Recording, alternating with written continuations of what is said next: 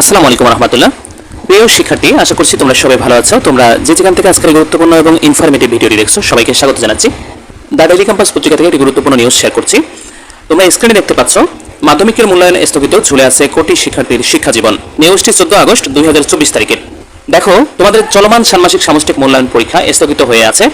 কোটা সংস্কার আন্দোলনকে ঘিরে এই তোমাদের পরীক্ষা স্থগিত করেছিল মাধ্যমিক ও উচ্চ শিক্ষা অধিদপ্তর।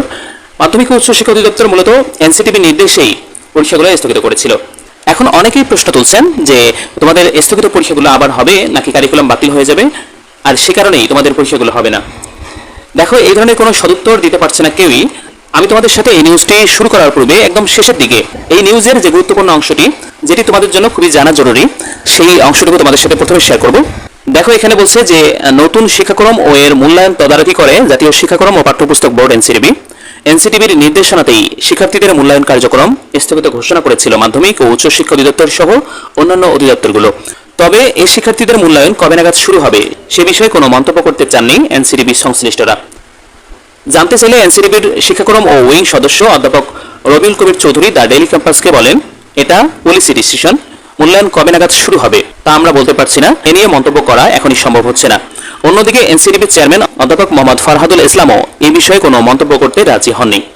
প্রিয় শিক্ষার্থী, তোমরা বুঝতে পারছো যে তোমাদের এই যে কারিকুলামটা চলছে, এই কারিকুলামটা আসলে বন্ধ হবে কিনা, বা তোমাদের চলমান ষান্মাসিক সামষ্টিক মূল্যায়নের যে পরীক্ষাগুলো স্থগিত হয়েছে সেই পরীক্ষাগুলো আবার নতুন করে হবে কিনা।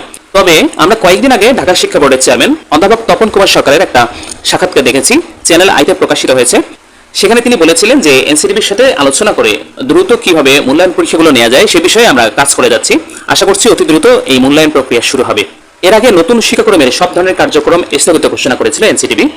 সেখানে এনসিটিভি আবার ব্যাখ্যা দিয়েছে যে আমাদের যে প্রশিক্ষণগুলো হবে সেই প্রশিক্ষণগুলো আপাতত স্থগিত করা হয়েছে।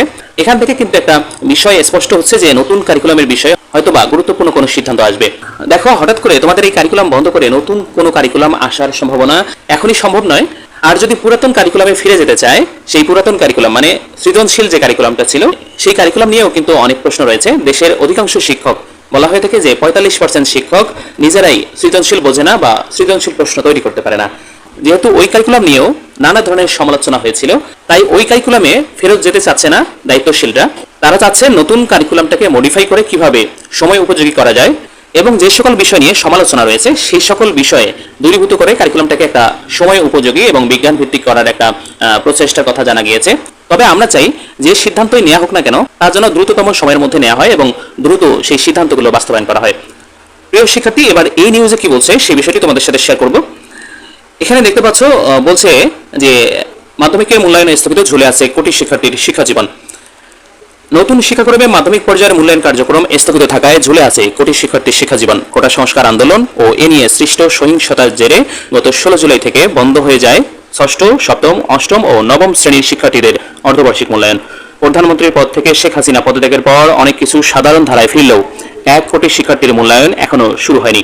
কবে নাগাদ এই প্রক্রিয়া শুরু হবে তা নিয়েও কোনো সুস্পষ্ট মন্তব্য করতে পারছে না জাতীয় শিক্ষাক্রম ও পাঠ্যপুস্তক বোর্ড এনসিটিভি। ফলে অভিভাবক ও শিক্ষার্থীদের সংখ্যা বাড়ছেই।